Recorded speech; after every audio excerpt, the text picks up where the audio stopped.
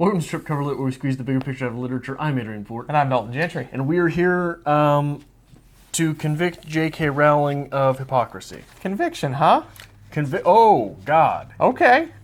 These two chapters are not good for the J.K. Meister. Okay, well, at least you got a little fire under you this week, so maybe it's a little better than last week. But we have Harry Potter and the Half-Blood Prince, Chapter 13 and Chapter 14. This is The Secret Riddle and Felix Felicis. Yeah. All right. Do you want to just dive right into your conviction? Do you want to go through your chapter rundowns here? I'd love to. We have Chapter 13 here. I'll give you a little bit of time to make your case for why this is not I don't like making my garbage. cases. So this is Chapter 13 here, The Secret Riddle. This is back into the Pensieve with Dumbledore memory this time. We get to meet a young Tom Riddle, young Voldemort, as a boy. Dumbledore convinces him to come to Hogwarts with him.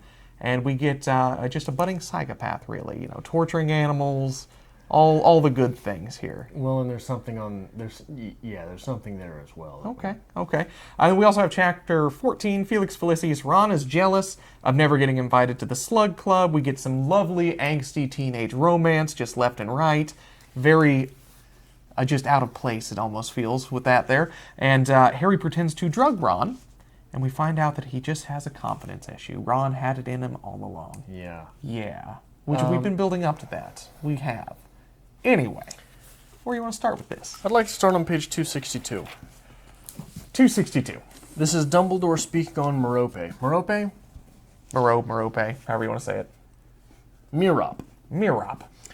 When her husband abandoned her, he says. Okay. Do rape victims abandon their assailants? Do they?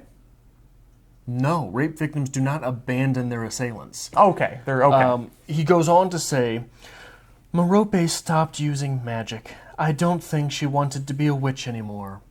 Oh, what a victim.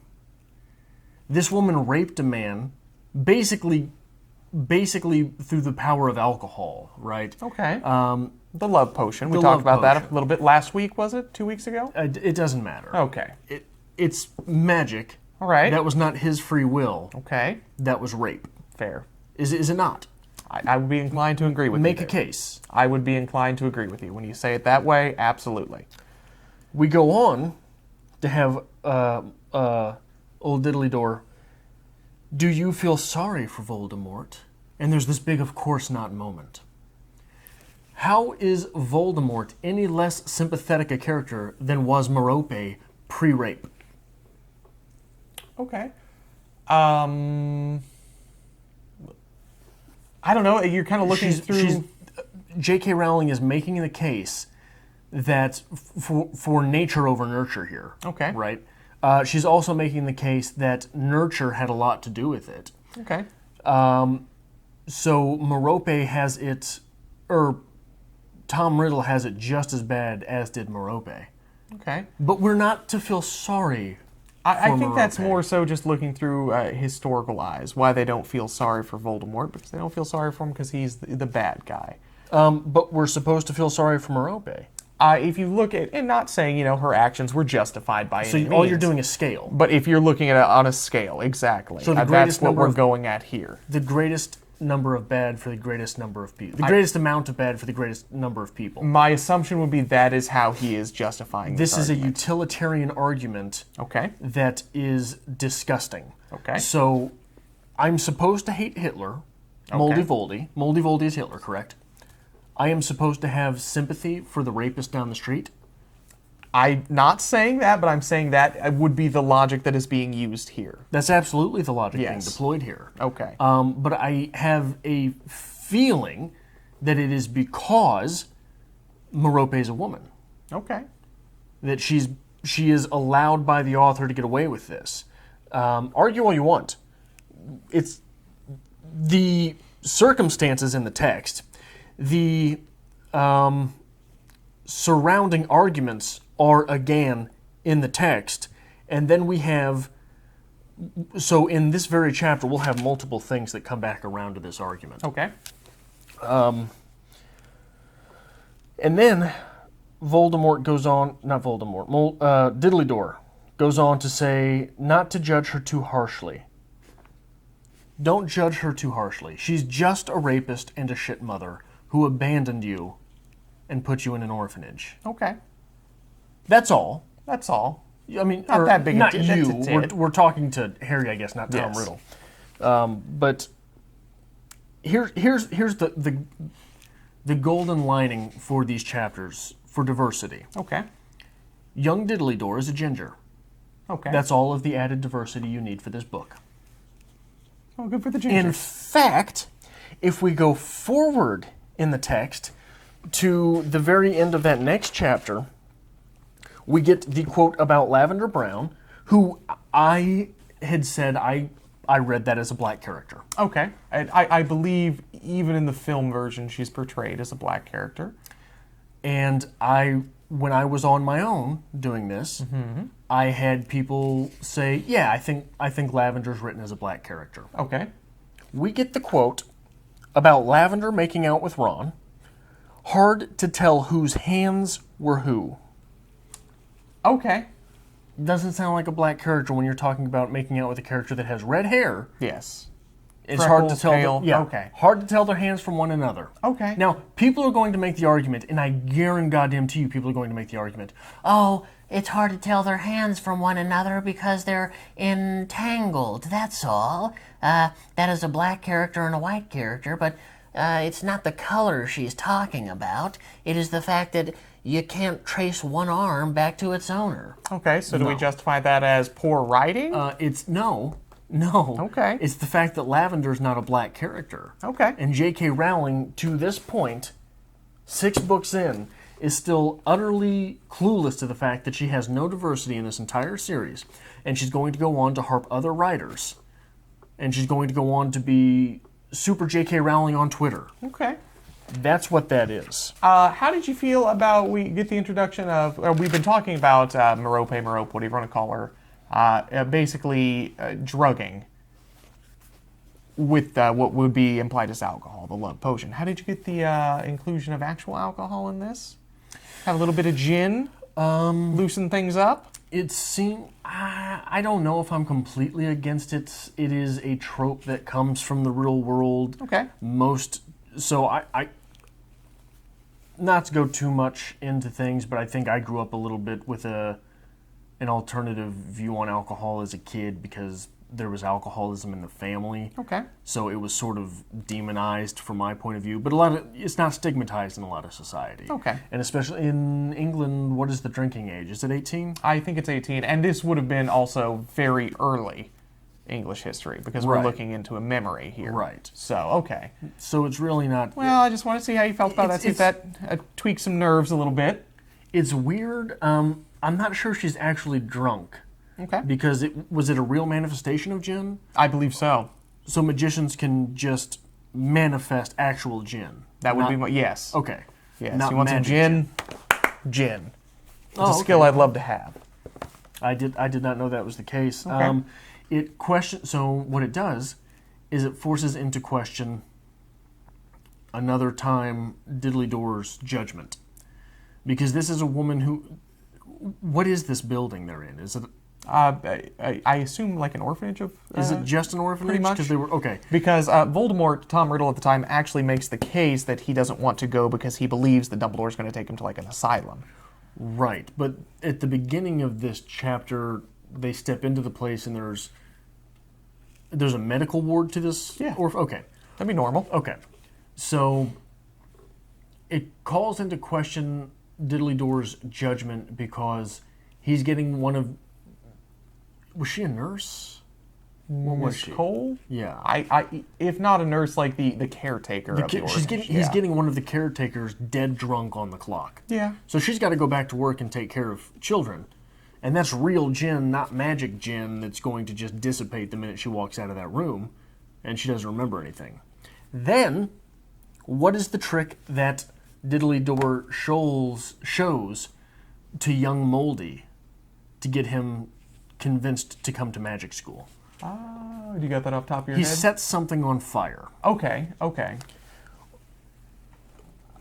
Yes, let's show the budding psychopath a very effective way to play with fire. Okay. Let's show the budding psychopath the best way to scare the shit out of people. Okay. Let's just show the budding psychopath that we can assume the powers of the Dark Lord, of Satan, right? What a stupid move. Okay. So some poor choices by a young Dumbledore. Let you know now we're going to get a bottle of cheap gin that just says gin, and we're going to Sharpie magic above it, just magic gin, and keep it on set anytime we're talking Harry Potter. That's happening from now on. But we do learn a few things about Voldemort here. And Dumbledore breaks these down for Harry towards the end of this chapter here. We learn that Voldemort was indeed a loner. Voldemort had a drive to be special. He didn't like his name because it was just too commonplace. He wanted to be special. Which there's something about that as well. Okay. And he had a passion for collecting trinkets of sorts. I guess that's the best way to put it. So that's what we've figured out through this here. And we find out in order to get away from Voldemort Sr., Tom Riddle Sr., Merope also sold a locket. Got rid of that. And used that to fund basically her escape from him because he was such a terrible man. So we're getting, again... The guy I'm raping is just awful. Yeah, so I'm going to have to sell my jewelry to get away. So again, we are coming back to the idea of objects holding power. So I wanted to bring that up a little bit, so keep that in the back of your mind a little bit. I think that's going to be an important thing coming up soon.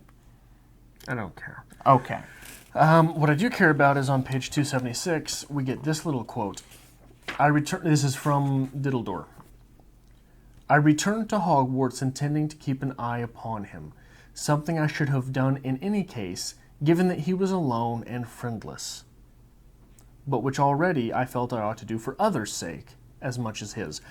Fuck you, J.K. Rowling. You sexist, racist, children's author. You dunce, you fool. You moron. You idiot. You worthless piece of millionaire. If people are giving Elon Musk so much crap about being a billionaire, J.K. Rowling should be publicly tarred and feathered on Twitter for treating people the way that she does, and for assuming just that someone is alone and friendless, that they're a harm to others. That is exactly what this statement is saying, isn't it? Okay. That is precisely what is going on there. Okay. Taking just a good old jab at Adrian there? I felt I ought to do for others' sake as much as his. He's a loner, so therefore he's dangerous. Does not mention the psychopathic tendencies. Okay. Does not mention any of the social ills he has. Just that he was alone and friendless. Okay. Taking a little personal jab there? A little bit, sure. Okay. But she also fat shames. Okay. There's no diversity in these novels. She's sexist as all get out. She is empowering a rapist in this portion of the novel. Okay. This is awful. This is awful, terrible stuff. I don't understand how people still find this suitable, not just... Look, I'm all for reading anything. Okay. I think that it is absolutely your right, and you don't learn from the text, you learn about yourself because of the text, right? No one should read Lolita and think, oh yeah, that's the game plan. Yeah. You read Lolita and think, I am so glad that I revile this. Yes. It's supposed to cause that emotional disgust. Right. Okay. Children's authors, such as J.K. Rowling, do not have that liberty. Children's authors, people who write things for little kids, because they are not fit for adults, have a moral obligation to put things in the text that are positive, that are inclusive, that are forward-thinking, not necessarily progressive as the social climate suggests, but definitely things that should promote learning and growth and moral agency among children. That's none of this. Okay. That hasn't been this for 5 books. one could argue that the very first book, which was just fantasy trope after fantasy trope, may have been trending in that direction. Okay. This is disgusting. All right. This is awful. Okay. You want to talk a little bit about the other chapter we read here? Are you feeling a little bit better? Get that off your chest? Well, one final thing I Please. think in that chapter. Tom Riddle hates to be very much alike anyone. Right? Yes, he wants to be special. Yes. He's a lot like Harry Potter. Okay. If J.K. Rowling were intelligent, and I'm not sure at this point if she's intelligent or just a shit writer, just morally ambiguous,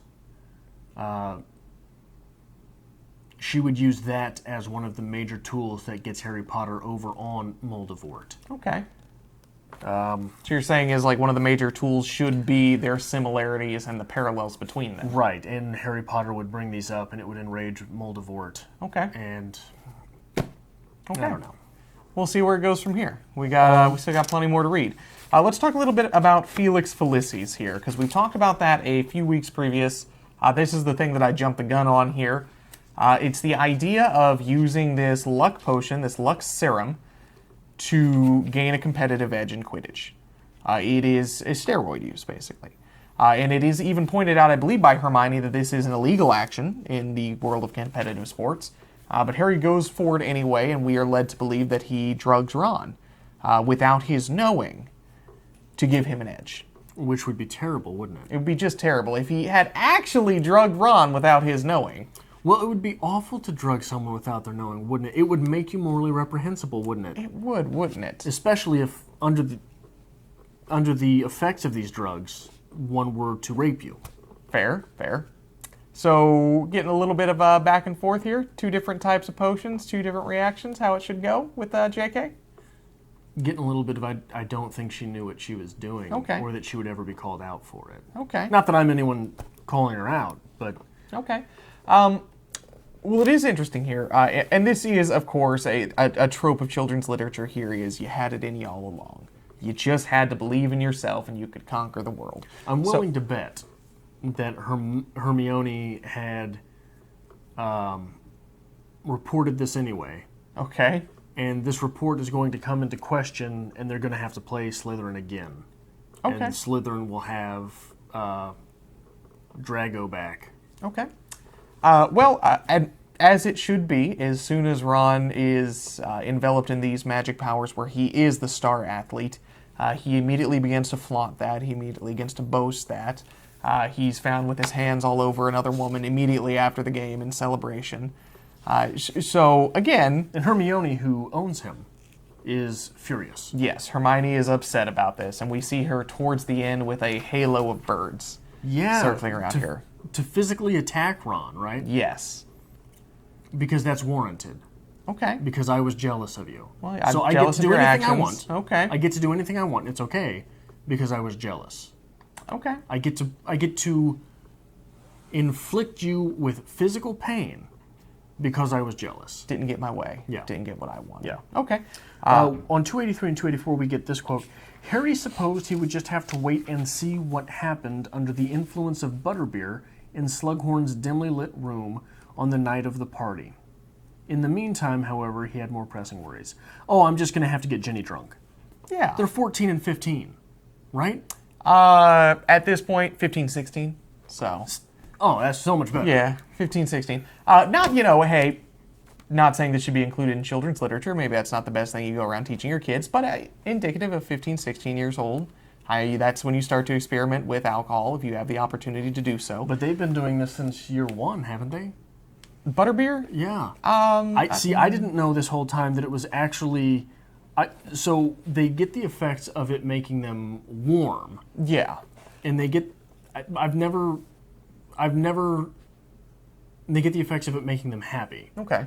Sugar does that. Sugar does that, and it's never, besides the fact it's in the name, it's never actually said this is alcoholic. Until, to my knowledge, until now. Okay. Because basically, not only does it make you warm, not only does it make you happy, it's a truth serum. Okay. It lowers your inhibitions. Okay. This is alcohol. That sounds awfully like that. Now there is, again, this is published in the United Kingdom originally. This is a kind of a European stance on thing where the alcohol laws are a little more lax. So much so in like certain parts of Europe, I know like even in grade school, you can get a beer at lunchtime. What? Yeah, you didn't know that? No. Yes, absolutely. As long as it's considered not like a hard spirit, like they serve beer at school because it's just a beverage. In grade school? Absolutely. Middle school, grade school, right around there. Are you Absolutely sure. I have a teacher, and maybe this is just considering older times, maybe this 80s era. But she said growing up, and maybe this was middle school, high school, but when you go through the lunch line to get your milk, you could grab a beer instead. I have to believe that she was letting you on. I don't think so. There's tons of people watching this from Europe. Please chime in. Please chime in. I know even in international waters, like when you're cruising and whatnot, if you're under 21, you can still consume beer because it's considered light alcohol. Under 21 is very different than on lunch in the 3rd grade. Okay, maybe I'm like shooting the ages wrong here, but at least before 18, before you're considered an adult. Under 21 is very different than I pulled Susie's pigtails at recess and she didn't like it, so I need a beer. What a world it would be. Very different than I lost at dodgeball. Let's get sauced. But anyway. I don't want to do the multiplication tables. A little more lax in theory here. So having a butterbeer. Steven, 4 times 4. I don't give a shit. What do you mean? A little more laxed. Well, I mean, in the wake of World War I and World War II, all of the countries are sort of torn to shit. Maybe that's how they coped. Yeah. Let's get the grade schoolers drunk. Yeah, they won't know any better. They'll be fine. They'll be fine. It's like people who give beer to their dog to see him drunk, Like, yeah. Let's give the 4th graders beer. I'm not teaching this afternoon. I'm so glad that I could bring that up for you. I feel like I just brightened up your Harry Potter video. Do we have anything else you really want to talk about here? We have some conflicting love interests going on here, which really aren't crazy super relevant. I have to believe that somebody's I have to believe there's a spell going on. Okay. Because Harry's lust for Ginny has popped up, which is still weird to me because Ginny reads to me like a 5-year-old character. Okay. Ginny is a year younger than him. Doesn't read that way though. Okay. And Ginny, am I wrong? I mean, tell Ginny me. does read like a very young character. She reads, except for the fact that she's constantly entangled with boys. Yes. But I mean, I knew someone in grade school that was, it's not unheard of. But she's kind of off with Dean at this point, I believe it is, and Ron is with Lavender. Hermione's pissed because she's jealous of Ron and Lavender. Harry's upset because Dean is with Ginny. So we do get some good old 16-year-old teenage angst in here. I just can't figure it out. Falling into that romantic ideals for the first time. So that's probably going to play out a little bit, obviously, or else we wouldn't have a chapter about it. But there's also... So Ginny falls victim to the virgin-whore dichotomy. Okay. Right? The virgin-whore dichotomy is that women must be either virgins or they're whores, right? Okay. You see that in literature, you see that in society, all these places, and that's what's been dubbed the virgin-whore dichotomy. And it is seen as a great double standard with men, because men sleep around, they're the stud, right? That's what you're supposed to do. Women pay a large social price for this. What we don't often see is the explanation of the obverse of that coin from the men's side. So women are either virgins, which everybody wants the virgin, right? Or they're whores. And nobody wants to keep the whore. Okay. Someone wants to use the whore. That's why it's a whore. That's why she's a whore. Men, we always get it's always thrown the other way that, well, if men want to sleep with everyone, they're the stud. Why isn't it this way for women? The obverse of that coin is something that J.K. Rowling, I have to believe unwittingly, does here. With Ginny saying, oh yes he does, she said, flaring up at Harry, just because he's never snogged anyone in his life, just because the best kiss he's ever had is from our Auntie Muriel. Okay. The obverse of that coin from the male side is that if you are a virgin, you're an absolute loser. A pariah. And no one wants to have anything to do with you for that reason. Okay. So we get a woman slinging that onto Ron this time. Right. Okay. And it seemed she doesn't pay any repercussions for this, does she? No. Ron gets mad at her, but Harry never says that. Hey, come on now. You can't be saying that. Come on. Hermione doesn't stick up for anyone. Okay. She never pays that social price for exploiting the obverse of that coin from the male perspective, which is just as bad as, if not worse, right? Okay. Just as bad, if not worse, than the slut-shaming, the whore part of the dichotomy. If a man doesn't want to do these things, he's seen as worthless, as without merit, as he has no power over his circumstance, all of these things. Okay. And so without that physical price being paid by Ginny in these scenes, it's just J.K. Rowling having Ginny win the day by exploiting the obverse of that coin. Am I wrong there? No. I mean, I definitely see what you're coming at from there. Okay. So if someone in this text were to...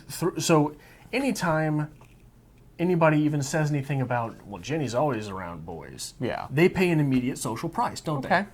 they? Every time that's mentioned, they pay an immediate social price. But Ginny gets away with doing the obverse. Ginny doesn't get away with doing the obverse. She's the hero of these scenes. Okay. She's the strong woman standing up for herself, and she walks off to have Dean too, and Harry falls in love with her. Okay. Well, this is a J.K. Rowling that we're finding out here is, woman's got to be the hero in this situation, so. Well, I don't even care if the woman's got to be the hero. If the woman's the hero, the woman's the hero. Fair. Should it not be by Merit. respectable means and merit? Yeah. Okay. I see what you're getting at from there. Anything else you want to touch on very briefly here before we move on? No. I'm Okay. fine. You're excited for next week then. Just a little fire under there, you're moving on. So we will be back next week with more. I really don't want to read any more of it. We will be back next week. We will be back next week with 2 more chapters of Harry Potter and the Half-Blood Prince. We'll be here for 15 and 16, The Unbreakable Vows, so we're going to get to find out a little bit about that, and A Very Frosty Christmas. Doesn't that just sound lovely? I don't care. Okay. If you like this kind of thing, make sure you hit the subscribe button down below and give this video a like as well. We always appreciate it when we get a good like on a video. And we'll be back next week with more Adrian Reads Harry Potter. Maybe.